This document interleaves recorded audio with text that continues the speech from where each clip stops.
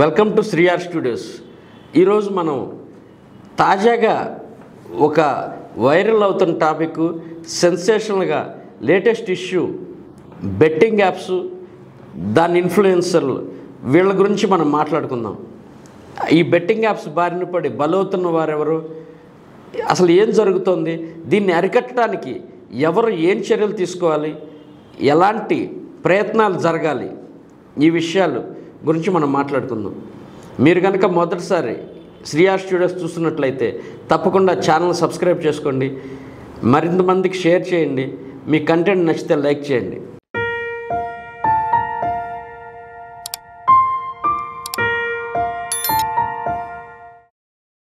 మనకి ఈ బెట్టింగ్ అనేది ఒక జోదం, మనకు తెలుసు. ఇది మన పురాణాల నుంచి ఉంది, మన చరిత్రలోనూ ఉంది, ప్రస్తుతం వర్తమానంలోనూ ఉంది, భవిష్యత్తులోనూ కొనసాగుతుంది. ఆనాడు కృతయుగంలో హరిశ్చంద్రుడు విశ్వామిత్రుడు మధ్య జరిగింది బెట్టింగే. ఒక రకంగా నిన్ను అబద్ధం ఆడిస్తాను, నీ నోటితో అబద్ధం పలికిస్తాను అని చెప్పి విశ్వామిత్రుడు ఎంత హింస పెట్టాడో, చిట్ట చివరికి అది కథ కాబట్టి హరిశ్చంద్రుడే విజయం సాధించడం, దానికి దేవతల పూలవర్షాలు కురిపించడం, ఇవన్నీ సుఖాంతమయ్యే కథలు. ఆ తర్వాత మనం మహాభారతంలో చూసాం, ధర్మరాజు జోద వ్యసనానికి లోనై ఏ విధంగా తన రాజ్యాన్ని, సంపదల్ని, ఆఖరికి తోడబుట్టిన వాళ్ళని, తన భార్యని మొత్తాన్ని ఒడ్డి అడవుల పాలై ఏ విధంగా అవస్థలు పడ్డాడో చూసాం. ఆ తర్వాత మనం చరిత్రలోకి వస్తే ఒక పల్నాటి యుద్ధం కానీ, ఒక బొబ్బిలి యుద్ధం కానీ, ఇలాంటివన్నిటిలో కూడా ఈ కోళ్ల పందాలు లేదా ఇదే రకమైన బెట్టింగ్లే ఇవన్నీ కూడా. ఇప్పుడు ఆధునిక కాలంలోకి వస్తే మనకు తెలుసు, మన చిన్నప్పుడు మనకి ఆంధ్రప్రదేశ్ రాష్ట్రంలో భాగ్యలక్ష్మి లాటరీ అని ఉండేది. చాలా కష్టపడి సంపాదించుకున్న ఆ రోజు 50 రూపాయలు 70 రూపాయల్లోనూ 30-40 రూపాయలు పెట్టి రూపాయి టికెట్లు కొని ₹1 కూడా రాక ఎంతోమంది తమ జీవిత సర్వస్వాన్ని పణంగా పెట్టి చాలా ఇబ్బంది పడేవాళ్ళు. గొడవలు జరుగుతూ ఉండేవి, అలాగే మట్కా ఇవన్నీ జరుగుతూ ఉండేవి. క్రమక్రమంగా టెక్నాలజీ పెరిగింది. ఇప్పుడు ఈ జోదం అనేది రకరకాల రూపాల్లో విశ్వరూపం ధరించింది, విశృంఖలంగా కొనసాగుతోంది. ఇప్పుడు అదే బెట్టింగ్. క్రికెట్లో ఒక బాల్ వేస్తున్నా, ఒక బాల్కి వికెట్ పడుతుందా లేదా 6 వెళ్తుందా అనేది ప్రతి క్షణం లక్షలు కోట్లు చేతులు మారే బెట్టింగ్లుగా మారిపోయింది.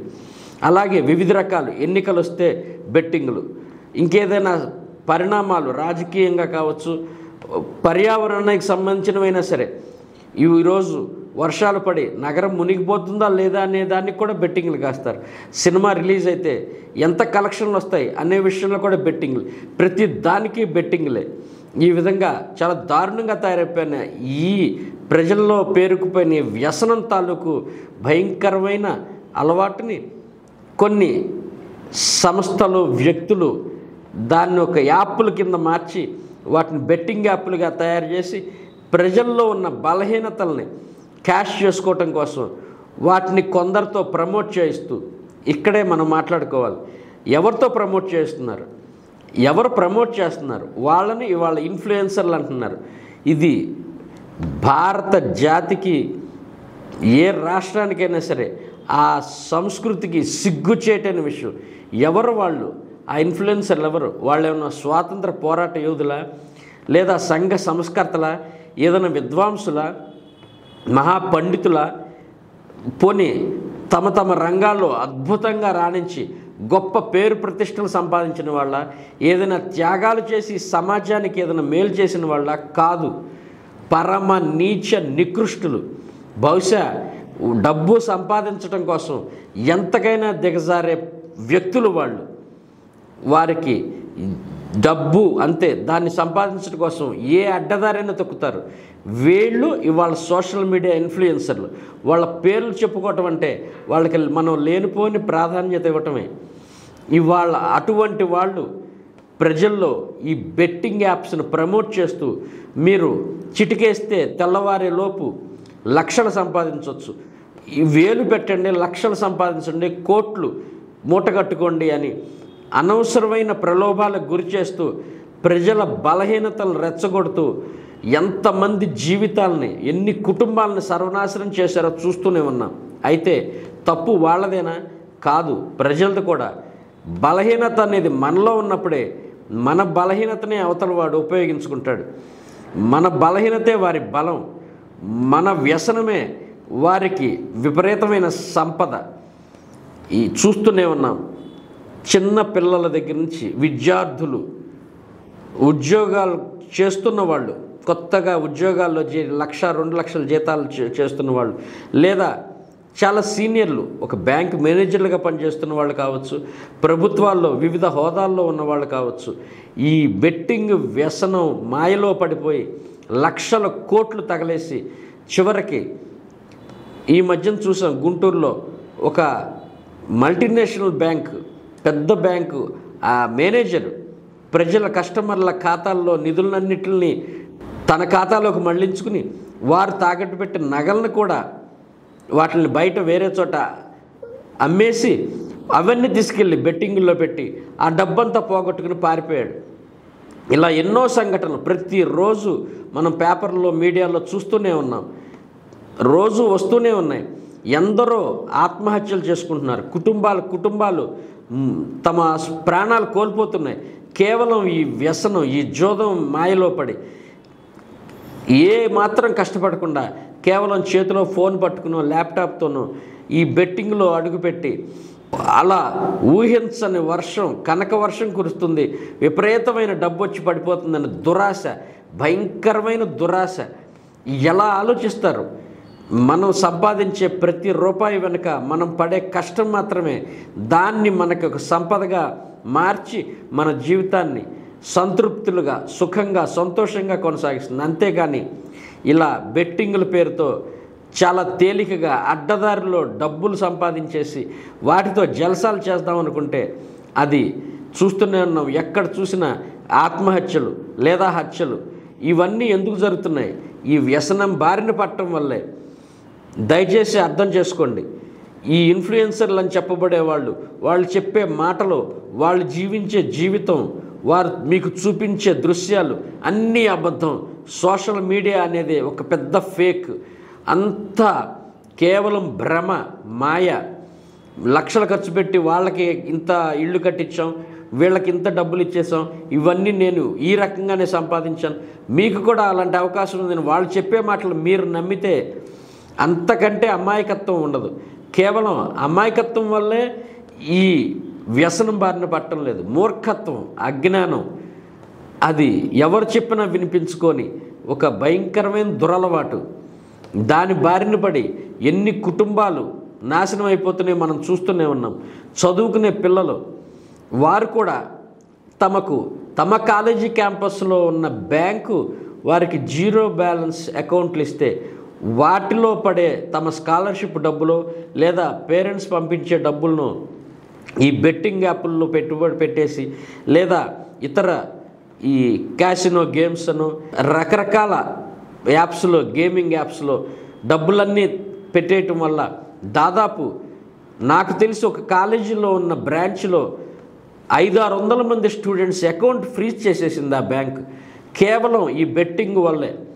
చూడండి, ఒక్క కాలేజీలోనే అంతమంది అకౌంట్స్ ఫ్రీజ్ చేసే పరిస్థితి వచ్చిందంటే ఇవాళ ఇంకా ఈ సొసైటీలో మన చుట్టూ ఉన్న ఇంత ప్రపంచంలో ఎన్ని వేల మంది, లక్షల మంది ఈ వ్యసనం బారిన పడి అటు బిట్ కాయిన్స్ అని చెప్పి, ఇటు బెట్టింగ్లు అని చెప్పి, గేమింగ్ యాప్స్ అని చెప్పి రకరకాల మాయల్లో పడి, ప్రలోభాల్లో పడి అక్కడ ఏమీ లేని చోట ఆ శూన్యంలోకి తమ డబ్బునంతా విసిరేసి తర్వాత ఎక్కడ ఏరుకోవాలో తెలియక, ఎట్లా వెనక్కి తెచ్చుకోవాలో అర్థం కాక, నలుగురికి చెప్పుకోలేక, సిగ్గుతో, భయంతో, అవమానంతో, దుఃఖంతో చివరికి తమ ప్రాణాలే తీసుకుంటున్నారు.